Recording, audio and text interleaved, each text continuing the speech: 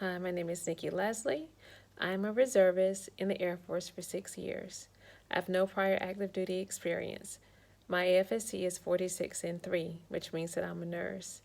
I'm also working as a nurse in my civilian occupation with a background in med-surg as well as cardiology clinical research. My additional duties in the Air Force includes patient safety, infection control, credentialing liaison, and BLS instructor. In my current assignment, I am deployed overseas and am working as a nurse in a medical facility.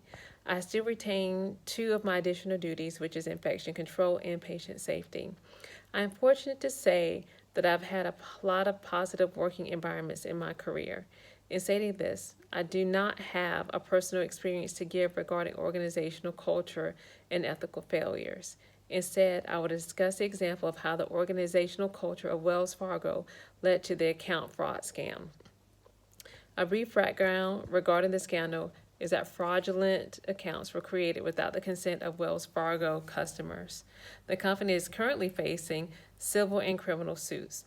Branch workers and managers were blamed for the scandal, and an investigation revealed that managers were pressured from higher level management to open as many accounts as possible to produce sales to meet impossible quotas.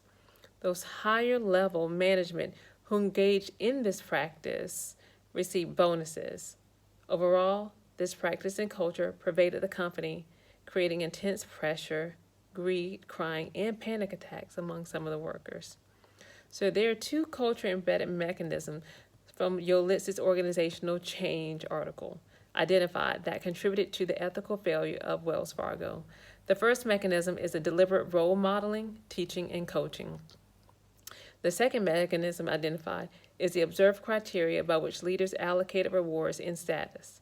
So basically, branch workers were coached by managers to create false accounts to meet these impossible quotas. That is the deliberate role modeling, coaching, and teaching. This resulted in a creation of a culture of lies and unethical behavior in branch workers, leaving some staff so distraught they experienced physical ailments. In addition, financial incentives were given to individuals supporting unethical behavior, which is the observed criteria by which leaders allocated rewards and status. So, what do you do to mitigate these changes in your organization? You have to change your leadership, because I don't think it's really possible to change leadership's behavior. High-level managers should be unemployed.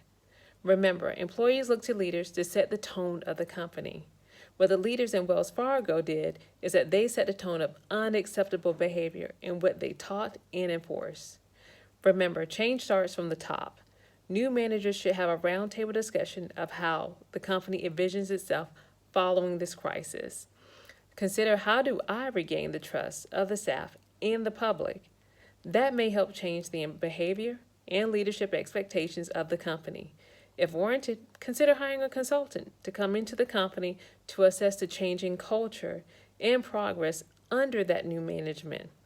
Let them make suggestions on how to turn what was negative and stressful environment into a more positive culture. Overall, make the environment more supportive for the staff. Thank you for your time and listening to my opinion about organizational culture and unethical behavior.